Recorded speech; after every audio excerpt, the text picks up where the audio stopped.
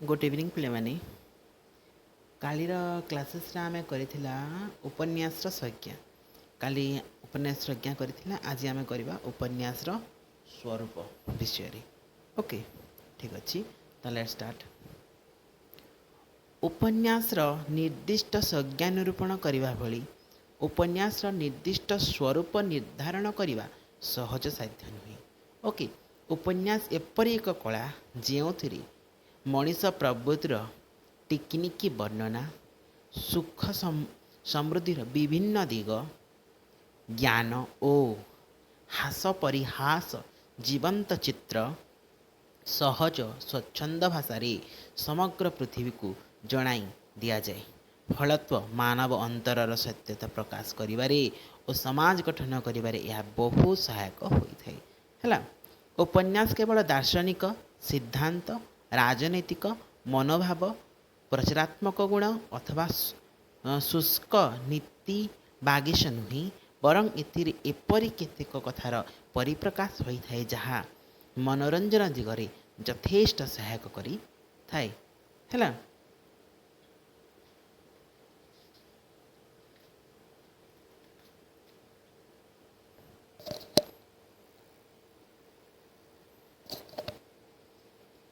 सेपरि भाव देख डॉक्टर ब्रह्मानंद सिंह तृतीय नयन ब्रह्मपुर 1976 पृष्ठा 2-3 मनोरंजन करुनथिबा उपन्यास को निम्नमानर उपन्यास भाव ग्रहण करिसंती के करिसंती एडा ब्रह्मानंद सिंह। ओके यही दृष्टि दर्शन तर्क वितर्क इत्यादि शुष्क नीति और आमोद प्रदान बाधा सृष्टिकारी नीतिर वर्णना उपन्यास रे वर्जन करा जाए। हैला सेपरि भाव नाटक क्षुद्रगल्प प्रबंध काव्य कविता इत्यादि अन्यान्य साहित्यिक कलाकर्म ठारू केतेक उपादान ग्रहण करी उपन्यास निज भितरे सामिल करि देइछि।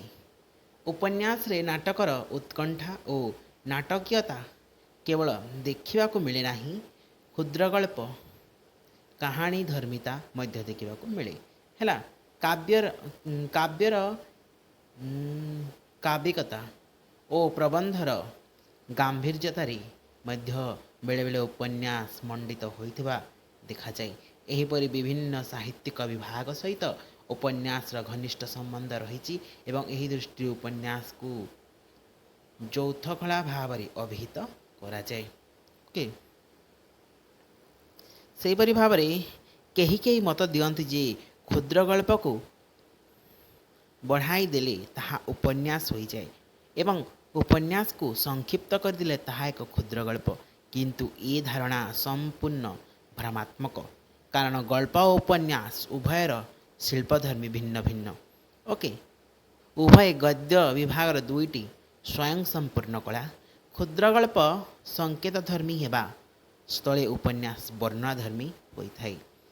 क्षुद्रगल्प चरित्रर एक विशिष्ट मुहूर्त और निर्दिष्ट परिवेश वर्णना करिथाए मात्र उपन्यास रे चरित्रर पूर्णांग सत्ता को आलोचित करा जाए।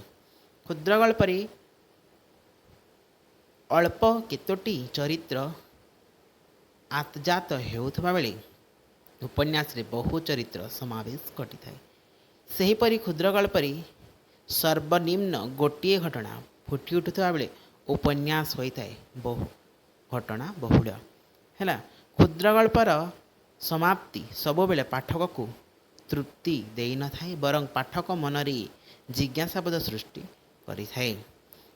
यार समाप्ति परे पाठक को किछि अनुमान करने हुए किछि भाविबाकु पड़े किंतु उपन्यास परिसमाप्ति पाठक को रसतृप्ति करिथाए। क्षुद्रगल्प सहित उपन्यास थिबा एही साम्य और वैषम्य उपन्यास स्वरूप संबंधी धारणा को अधिक स्पष्ट करे।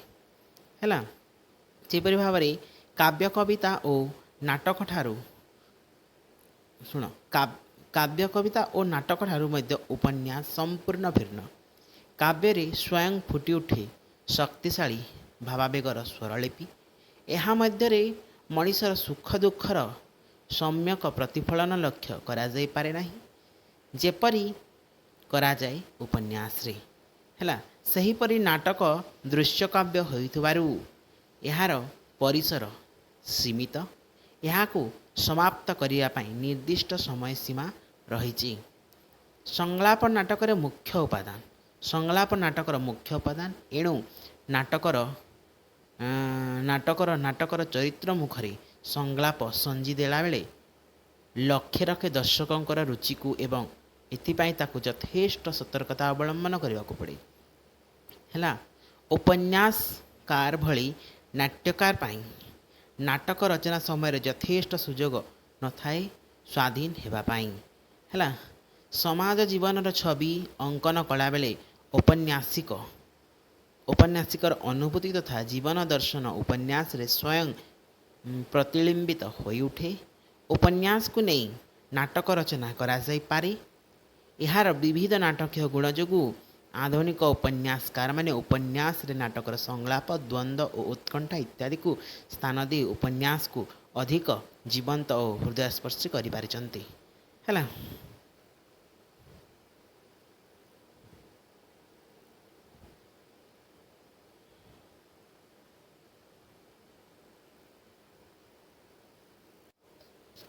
ଓକେ। ସେହିପରି ଉପନ୍ୟାସ ସହିତ କ୍ଷୁଦ୍ରଗଳ୍ପ, କାବ୍ୟ, କବିତା ଓ ନାଟକରେ ଥିବା ସାମ୍ୟ ଓ ବୈଷମ୍ୟ ଉପନ୍ୟାସ ସ୍ୱରୂପ ସମ୍ବନ୍ଧୀୟ ଧାରଣାକୁ ଅଧିକ ସ୍ପଷ୍ଟ କରେ। ଏଥିରୁ ସ୍ୱତଃ ପ୍ରତିପାଦିତ ହୁଏ ଯେ ଉପନ୍ୟାସ ଏକ ସ୍ୱୟଂ ସମ୍ପୂର୍ଣ୍ଣ ତଥା ଜୀବନଧର୍ମୀ କଳା। ଏହା ଜୀବନର ବହୁମୁଖୀ ଦିଗକୁ ଆଲୋକିତ କରିବା ସଙ୍ଗେ ସଙ୍ଗେ ବହୁବିଧ ସମକାଳୀନ ସାମାଜିକ ଦିଗକୁ ମଧ୍ୟ ଉନ୍ମୋଚିତ କରେ। ଉପନ୍ୟାସର ସ୍ୱରୂପ ଉଦ୍ଘାଟନରେ ଉପନ୍ୟାସର ଗଠନ ନୀତି ସହାୟକ ହେବା ଦୃଷ୍ଟିରୁ ଏଠାରେ ତାହା ଆଲୋଚିତ ହୋଇପାରେ। ହେଲା, ତ ଏଇଟା ସରିଲା। ନେକ୍ସଟ ଆମେ କରିବା ଉପନ୍ୟାସର ଗଠନ ନୀତି, କେଉଁପରି ଭାବରେ ଉପନ୍ୟାସ ଗଠନ ହୋଇଛି ସେ ବିଷୟରେ ଆଲୋଚନା କରିବା। ହେଲା, ଠିକ୍ ଅଛି। ଦେଖ, ଉପନ୍ୟାସର ରୂପ ବା ଆକୃତି କେତେ ପୃଷ୍ଠା, ପରିଚ୍ଛେଦ ବା ଶବ୍ଦ ମଧ୍ୟରେ ଆବଦ୍ଧ ରହିବ ସେ ସମ୍ପର୍କରେ କୌଣସି ବିଧିବଦ୍ଧ ନିୟମ ନାହିଁ ବା ସେହିଭଳି କୌଣସି ନିୟମ ନିର୍ଦ୍ଧାରଣ କରାଯାଇପାରିବ ନାହିଁ। କିନ୍ତୁ ଆସ୍ପେକ୍ଟ ଅଫ୍ ନୋଭେଲ ଗ୍ରନ୍ଥରେ E.M. ଫୋର୍ଷ୍ଟାର କହନ୍ତି ଯେ 50,000ରୁ କମ୍ ଶବ୍ଦ ବିଶିଷ୍ଟ ରଚନା ଉପନ୍ୟାସ ପଦବାଚ୍ୟ ନୁହେଁ ବୋଲି ସେ କହିଛନ୍ତି। ହେଲା,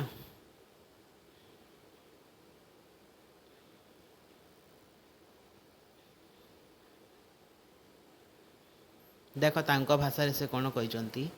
ଏ ନୋଭେଲ ଇଜ୍ ଏ ଫଙ୍କସନ୍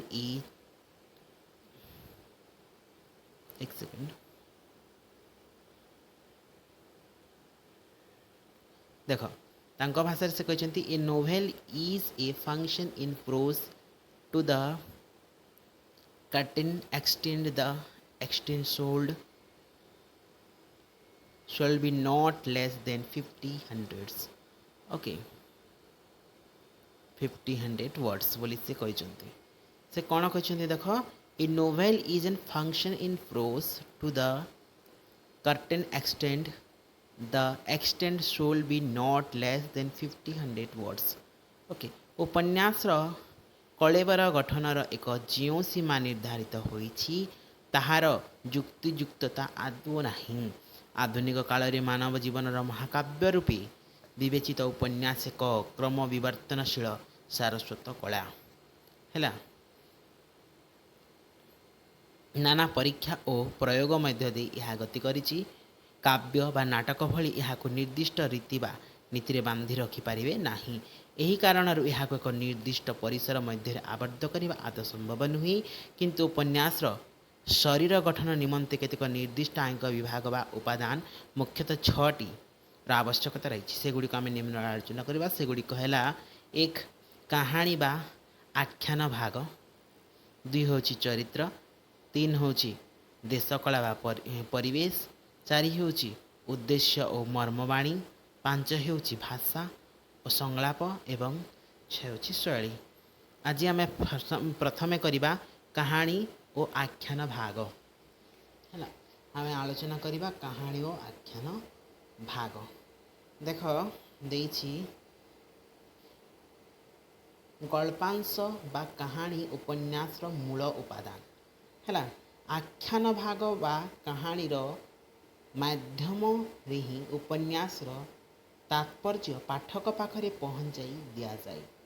तेणु आख्यान भाग बा कहानी हेउछि उपन्यास भित्तिभूमि। यहाँ उपरे उपन्यास दंडायमान। आख्यान भाग गठित हेउथाय गल्प और प्लॉट को नहीं है। नेक्स्ट देख समय क्रमे घटिथिबा घटनार विवरणी को गल्प कहुए। समाज रे बा सामाजिक मनीष जीवन में जो घटना मान घटी थाए बा घटबार थाए सेगुड़िक मध्यरु केतेगुटिक निर्वाचन करी क्रमान्वय उपस्थापन करा जाय थाए उपन्यास रे है। साधारण पाठक ये गल्प पाई उपन्यास पाठ करि थाए। तेणु समालोचक मतरे गल्प हेउछि आरोही एवं उपन्यास हेउछि बाहक है। उपन्यास सर्वदा गल्पटीए बाहन करी चली थाए एवं यह द्वारा उपन्यास तार धर्म रक्षा करे है। नेक्स्ट देख जो घटनावली चरित्र मान द्वारा घटी थाए ताहाक गल्प कहुगले जो भली भाव से घटना मान घटिला तार वर्णना हेउछि प्लॉट है।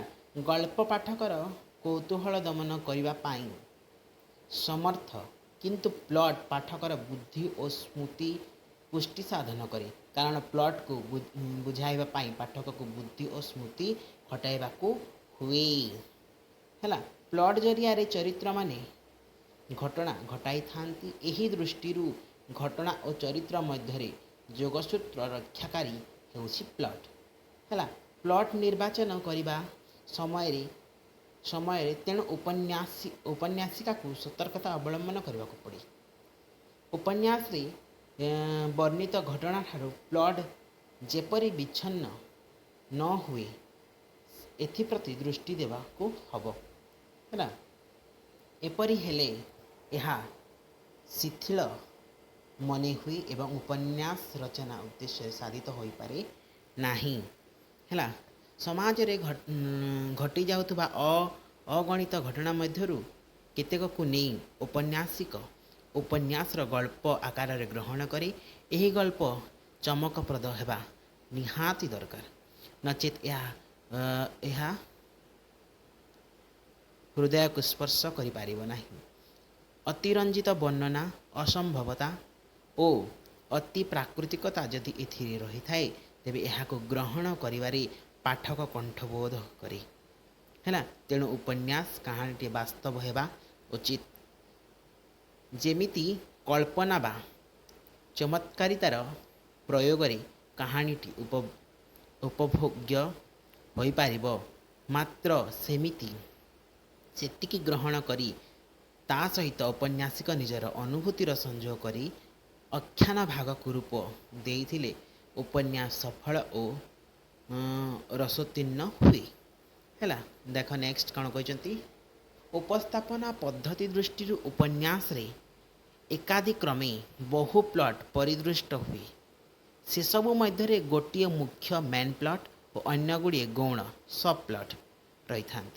मुख्य प्लॉटर अंश और अंग भाव गौण प्लॉट गुड़िक रही था एवं मुख्य प्लॉटर पुष्टि साधन गौण प्लॉट गुड़िक सहायक होती। उपन्यास रे एही प्लॉट गुड़िकर भूमिका तेणु बेस गुरुत्वपूर्ण। उपन्यास रे बेले बेले केतेक प्लॉट आवश्यक न थाई मध्य संयोजित हेउतबार देखा जाए है। एगुड़िक उपन्यास अनावश्यक अंग भाव विवेचित हुअन्ति एवं उपन्यास कलेबर को यथार्थ स्फीत करिथान्ति है।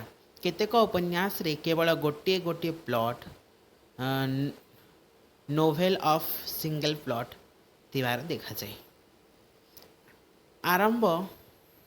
आरंभ घटना प्रवाह और शीर्ष बिंदु देख कौन कह आरंभ घटना प्रवाह और शीर्ष बिंदु क्रम कहानी संजीत होता है उपन्यास माध्यम।